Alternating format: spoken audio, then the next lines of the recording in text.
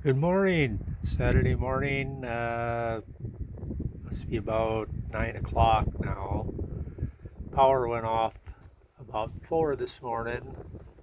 It's snowing right now. We had pretty strong winds during the night. This morning, still pretty strong.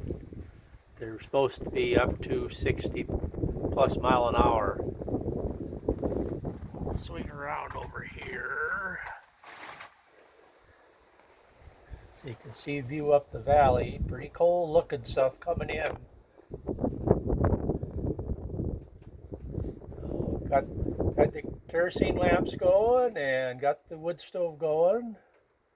So gonna go in and get warmed back up, get the house warmed up. Have a good day.